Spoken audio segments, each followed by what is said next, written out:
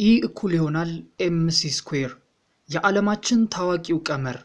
መቼም ይሄ ቀመር ሲነሳ በሁሉም ሰው ጭንቅላት ውስጥ የሚመጣው ብቸኛው ሰው አልበርት አይንስታይን ነው። እስቲ ዛሬ ደግሞ የዓለማችን ዝነኛ የቴዎሬቲካል ፊዚሲስት እና የዘመናዊ ፊዚክስ አባት ስለሆነው ስለ አልበርት አይንስታይን አጭር የህይወት ታሪክ እንመለከታለን። አብረውን ይቆዩ።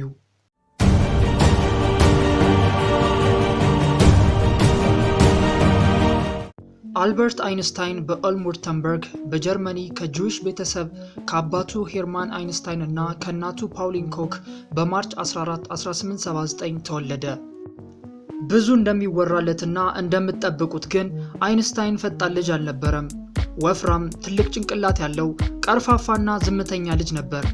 ዝምተኛ ስላችሁ መናገር የሚደብረው ማለቴ ሳይሆን ምንም የማያወራ ማለቴ ነው። ይህንን ያስተዋሉት እናት አባቱም በጭንቀት ሐኪም ቤት እንደወሰዱት ሁላ ይነገራል። ታሪክ እንደሚያወሳው አይንስታይን 4 ዓመት እስኪሞላው ድረስ ምንም አይናገርም ነበር። ምንጩ ባይጠቀስም ለመጀመሪያ ጊዜ ያወራው አንድ ቀን ከእናት አባቱ ጋር እራት እየበላ ሳለ በድንገት ይሄ ሾርባ በጣም ትኩስ ነው ብሎ ሲናገር ነበር። በደስታም ወላጆቹ እስከዛሬ ለምን እንዳላወራ ሲጠይቁት እስከዛሬ ሁሉም ነገር በተገቢውና በስነ ስርዓት እየሄደ ነበር ብሎ ነበር የመለሰላቸው። ለቤቱ የመጀመሪያ ልጅ የሆነው አልበርት አይንስታይን ታናሽ እህት ነበረችው። ስሟም ማሪያ ወይም ማያ አይንስታይን ትባል ነበር። ለመጀመሪያ ጊዜ አይንስታይን ለሳይንስ ያለው ፍቅር የተቀሰቀሰበት ገና በ5 ዓመቱ አባቱ የአቅጣጫ መጠቆሚያ ኮምፓስ ከሰጠው ጊዜ ጀምሮ ነበር። በኮምፓሱም በጣም ተደነቀ። ወዴትም ቢዞር ሁሌ ወደ አንድ አቅጣጫ ነበር የሚጠቁመው። ከብዙ ዓመታት በኋላም ያ ኮምፓስ ትልቅ አድናቆትን እንዳሳደረበትና ከዚህ ኮምፓስ ጀርባም ድብቅ ሚስጥር መኖር አለበት ብሎ እንደተናገረ ታሪክ ያስታውሰናል። ገና በለጋ ዕድሜው ለማትስና ለፊዚክስ ጥልቅ ፍቅር ነበረው። በጊዜው ከነበሩ እኩዮቹም የመጠቃ አስተሳሰብ ነበረው።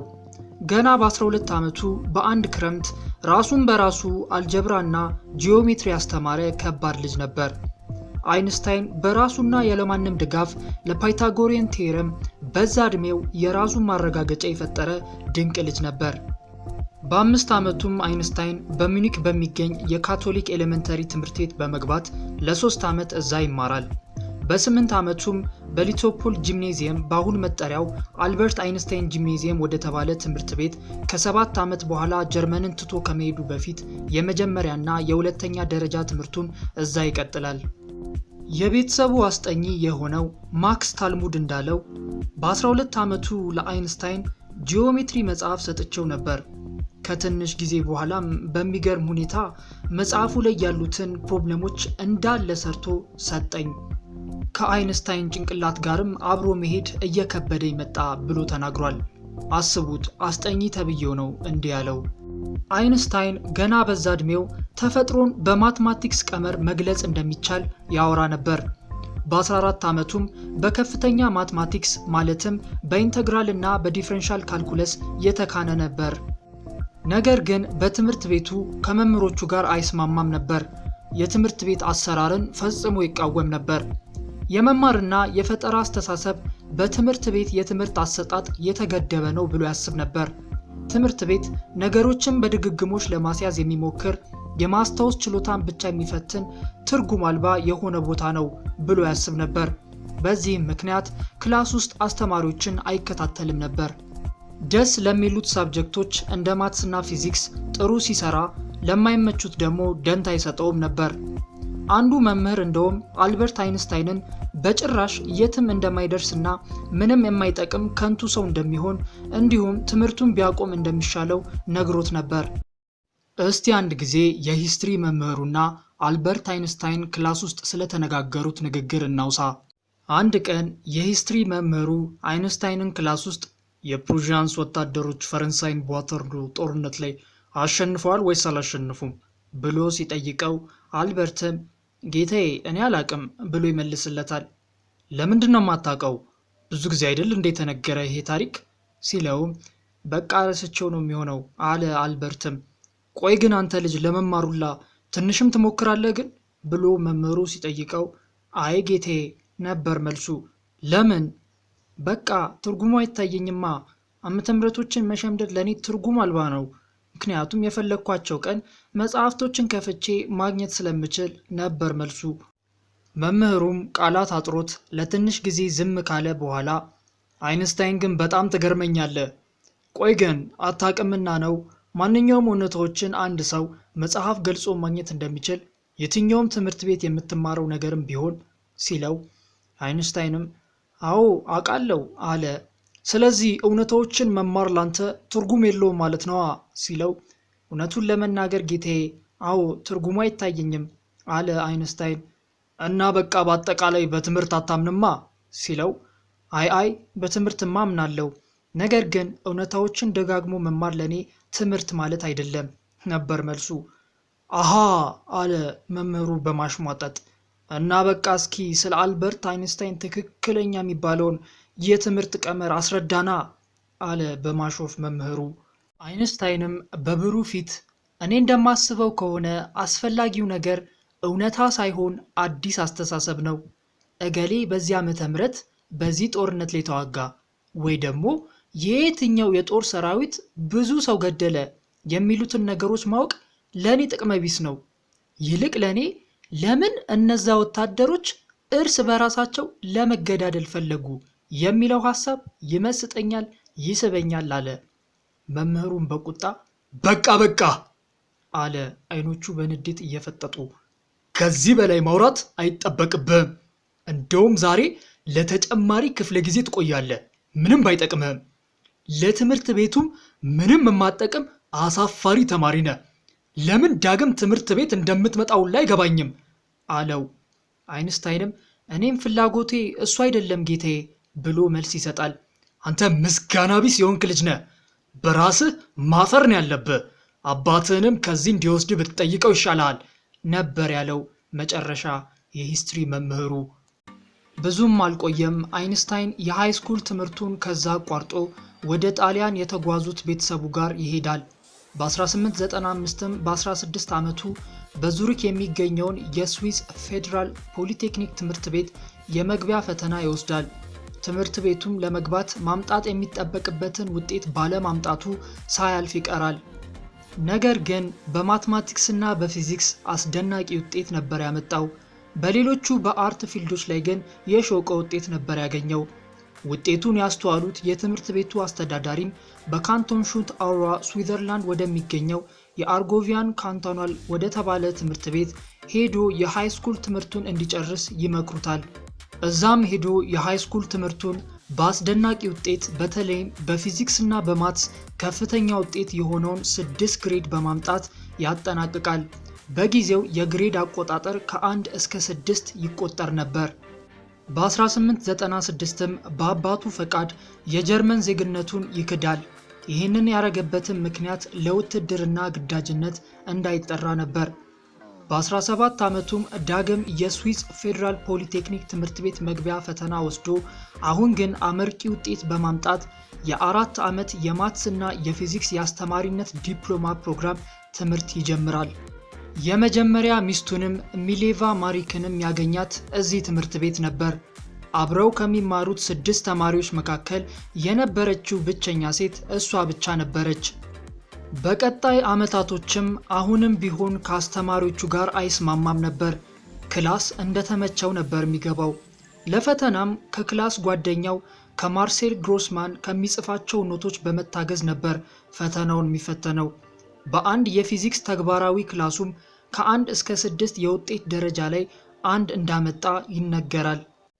በመጨረሻ ግን በአጠቃላይ ውጤቱ ከክላሱ አንደኛ ውጤት በማምጣት በ1900 ከዩኒቨርሲቲው ይመረቃል። አስቡት፣ ክላስ እንኳን ሳይቀጣ ሲማር ከነበረው ከጓደኛው ከማርሴል ግሮስማን በላይ በማምጣት ነበር የተመረቀው። ነገር ግን ከተመረቀ በኋላ ሌሎቹ ወዲያው በድጋፍ ሰጪነት የአስተማሪነት ሥራ ሲያገኙ አልበርት አይንስታይን ግን ለ2 ዓመታት ያክል ሥራ ማግኘት አልቻለም ነበር። ይህም የሆነው አስተማሪዎቹ በጻፉበት አሉታዊ ደብዳቤ ምክንያት ነበር። ሆኖም ግን በ1901 የስዊስ ዜግነትን ካገኘ በኋላ በጓደኛው በማርሴል ግሮስማን አባት አማካኝነት የፈጠራ ስራ ባለቤትነትን አጽዳቂ ቢሮ ይቀጠራል። ይህም ከተማረበት የአስተማሪነት ስራ ጋር ፈጽሞ አይገናኝም ነበር። ነገር ግን እዚህ ቢሮ መስራቱ ለአይንስታይን ከብዙ ፈጠራ ስራዎች ጋር ግንኙነት እንዲያገኝ ረድቶታል። እስቲ አሁን ደግሞ ስለ አይንስታይን የፍቅር ዘመንና ስለ መጥፎ ጎኑ ትንሽ እናውራ። አይንስታይን የቤተሰብ ሰው አልነበረም። ስለ ሚስቱና ስለ ልጆቹም ያን ያህል ደንታ አይሰጠውም ነበር። ምንም እንኳን ማሪክ ከአይንስታይን ጋር አብራ ብትማርም ጎበዝ ብትሆንም ትምህርቷን አልጨረሰችም። መጨረሻም የቤት እመቤት ነበር የሆነችው። እንደሚነገረው ከሆነ አይንስታይንና ማሪክ ከመጋባታቸው በፊት ሚስቱ ማሪክ በድብቅ ከቤተሰቧ ቤት ሆና የመጀመሪያ ልጃቸውን ሊዜሪ አይንስታይንን ወልዳለች። ነገር ግን ስለዚች ልጅ ትክክለኛ ማንነትና መጨረሻ መረጃ ማግኘት አልተቻለም። አይንስታይንና ሚስቱም ስለዚች ልጅ ተናግረውም አያውቁም ነበር። አንዳንድ መረጃዎች እንደሚጠቁሙት ከሆነ ግን እቺ ልጅ ለጉድፈቻ ተሰጥታ ወይ ደግሞ በበሽታ ምክንያት ሞታ እንደሚሆን ይነገራል። በ1903ም ከትምህርት ቤት ጓደኛው ከማሪክ ጋር ይጋባሉ። በ1904ም የመጀመሪያ ወንድ ልጃቸውን ሃንስ አልበርት አይንስታይንን በበርን ስዊዘርላንድ፣ ሁለተኛ ወንድ ልጃቸውን ኤድዋርድ አይንስታይንን ደግሞ በዙሪክ በ1910 ወልደዋል። ቀስ በቀስ ግን አልበርት ለማሪክ ያለው ፍቅር ይቀንሳል። ለሷ ጥሩ ሰው አልነበረም። በአጠቃላይ ከተለያዩ ሴቶች ጋር ይገናኝ ነበር። በመጨረሻም በ1919 ከመፋታታቸው በፊት ጋብቻቸውን ለልጆቹ ሲል ለማትረፍ ሞክሯል። በሰዓቱ ዝናው እየጨመረ የመጣ ስለነበር ከሚስቱ ጋር አብረው እንዲቀጥሉ ማሪክን ኮንትራቱላ አስፈርሟት ነበር። ኮንትራት ውስጥም አንደኛ ልብሶቼን በስነ ስርዓት ታጥቢልኛለሽ፣ ሁለተኛ በቀን 3 ጊዜ ክፍሌ ውስጥ በሰዓቱ ምግብ ታቀርቢልኛለሽ፣ ሶስተኛም አላስፈላጊ ግንኙነቶችን ከኔ ጋር ትቀንሻለሽ፣ እንደ አብሮ ቤት ውስጥ ቁጭ ማለትን፣ አብሮ ከኔ ጋር መንቀሳቀስ መዞርን እንዲሁም የመሳሰሉትን፣ አራተኛም የሚከተሉትን ግዳጆች ትከተያለሽ። ከኔ ጋር የፍቅር ግንኙነት አትጠብቂም፣ በምንም አይነት መልኩም አትቀርቢኝም። እኔ ካልኩሽ ማውራት ታቆሚያለሽ። እኔ ካልኩሽም ከመኝታ ቤት ወይም ከማጥኛ ክፍሌ ወዲያውኑ ያለምንም ማንገራገር ትወጫለሽ። ከልጆቼ ፊትም ኃይለ ቃል መናገር ፈጽሞ የተከለከለ ነው ይል ነበር። ምንም እንኳን ማሪክ ተስማምታ ይህንን ኮንትራት ብትፈርምም ከትንሽ ጊዜ በኋላ በ1919 ይፋታሉ። ለፍቻቸውም የሚሆን ድርሻዋን ከኖቤል ሽልማቱ የሚያገኘውን ገንዘብ ለሷና ለልጆቹ እንዳስተላለፈ ይነገራል። በጊዜውም ከመፋታታቸው በፊት አይንስታይን ከከዝኑ ኤልሳ ሎንታል ጋር ከ1912 ጀምሮ የፍቅር ግንኙነት ነበረው። አዎ ከከዝኑ ነው ያልኳችሁ። በተፋቱም በተመሳሳይ ዓመት ከከዝኑ ኤልሳ ጋር ይጋባሉ። በህይወቱ አይንስታይን ከ6 በላይ ሴቶች ጋር ግንኙነት እንደነበረው ይነገራል።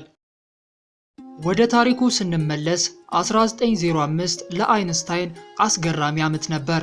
ከፈጠራ ስራ ባለቤትነት ቢሮ ቀን እየሰራ በራሱ ሰዓት ደግሞ 4 ወሳኝ የሚባሉ የሳይንቲፊክ ሪሰርች ፔፐሮችን አሳትሟል። እነሱም የፎቶ ኤሌክትሪክ ኢፌክት፣ የብራውኒያን ሞሽን፣ የጀነራል እና ስፔሻል ሪላቲቪቲ እንዲሁም the equivalence of mass and energy ኤነርጂ እኩል ይሆናል mc² የሚለውን ቀመር በዚህ ሰዓት ነበር ያሳተመው። ቀስ በቀስም የአልበርት አይንስታይን ስራዎች ዝናቸው እየጨመረ መጣ። በብዙዎችም ተቀባይነትን ማግኘት ጀመረ። ስራዎቹም በብዙ ሳይንቲስቶች መረጋገጥ ጀመሩ። በተለይም የአራተኛ ስራው ኤነርጂ እኩል ይሆናል ማስ ታይምስ the speed of light square በብዙዎች አልበርትን መነጋገሪያ እንዲሆን አደረገው። ኤነርጂ እኩል ይሆናል ክብደት ሲባዛ የብርሃን ፍጥነት በራሱ ዳግም በብርሃን ፍጥነት ሲባዛ። ይህም ማለት ክብደት ያለው ነገር ወደ ኤነርጂ፣ ኤነርጂ ደግሞ ወደ ክብደት መቀየር እንደሚችል የሚያሳይ ቀመር ነበር። ክብደት ያለው ነገር በስፒድ ኦፍ ላይት ስኩዌር ማስወንጨፍ ከተቻለ ያንን ክብደት ወደ ኤነርጂ መቀየር ይቻላል። ይህም ማለት ትናንሽ ቅንጣቶች ወደ ትልቅ ኤነርጂ መቀየር ይችላሉ ማለት ነው። ይህም ለአቶሚክ ቦምብ መመስረት የበኩሉን አስተዋጽኦ አበርክቷል። አቶሚክ ቦምብን አይንስታይን በቀጥታ ባይሰራውም በሰዓቱ የናዚ ስርዓተ መንግስት በጀርመን አቶሚክ ቦምብን ለመስራት እየሞከሩ ስለነበር ለአሜሪካ ፕሬዝዳንት ፍራንክሊን ሩዝቬልት አይንስታይን ከጀርመን አስቀድማ የመጀመሪያውን አቶሚክ ቦምብ አሜሪካ እንድትሰራ የሚደግፍ ደብዳቤ በፊርማው አስፍሮ ይልክለታል። በዚህም ምክንያት አሜሪካ አቶሚክ ቦምብን በመስራት በኋላም በአሳዛኙ ዓመት በ1945 አልበርት ባልጠበቀው ሀገር ጃፓን ከተሞች ላይ በሂሮሺማና ናጋሳኪ ላይ ተጠቀሙት። አልበርት አይንስታይንም ከመሞቱ ከ5 ወር በፊት በህይወቴ ያረኩት ትልቅ ስህተት ያንን ደብዳቤ ለአሜሪካ ቀድማ አቶሚክ ቦምብን እንድትሰራ ፈርሜ መላኬ ነው። ነገር ግን ምክንያት ነበረኝ፣ እሱም ቀድማ ጀርመን ሰርታው ቢሆን የሚደርሰውን ጥፋት በመገመት ነበር ብሏል። ለማንኛውም ለአይንስታይን ስራዎች ትልቅ ተቀባይነት እንዲያገኝ ያደረገው የታዋቂው የኳንተም ቲዮሪ ሳይንቲስት የሆነው የማክስ ፕላንክ አድናቆት ነበር። አልበርት አይንስታይን ወደ ብዙ ሀገራት በመዞር ሌክቸርን መስጠት ችሏል። በብዙዎችም ተወድሷል። ከተለያዩ ሀገራትም አሜሪካን ጨምሮ ዜግነትን ማግኘት ችሏል። ከተለያዩ ዩኒቨርሲቲዎችም የክብር ዶክትሬቶችን እንዲሁም ሜዳሊያዎችን ተቀብሏል። በእንግድነትም በመጠራት በመድረክ ላይ ብዙ ንግግሮችን አድርጓል። አይንስታይን በህይወቱ ከ300 በላይ የሳይንሳዊ የሪሰርች ፔፐሮችን እንዲሁም ከ150 በላይ ሳይንሳዊ ያልሆኑ ጥናታዊ ጽሑፎችን ማተም ችሏል። የአልበርት አይንስታይን ስራዎችም አሁን በተለያዩ ቴክኖሎጂዎች ላይ እንጠቀማቸዋለን። ለብዙ የፊዚክስ ዕውቀቶችም ስር መሰረቶች ናቸው። ከአልበርት አይንስታይን በኋላም ዓለምን የምናይበት መንገድ ተቀይሯል። እሱ ብቻ ሳይሆን የተናገራቸው ቲዎሪዎች አሁን ሰዓት እየተረጋገጡ ይገኛሉ። እሱ ከሞተ ከብዙ ዓመታት በኋላ ማለት ነው።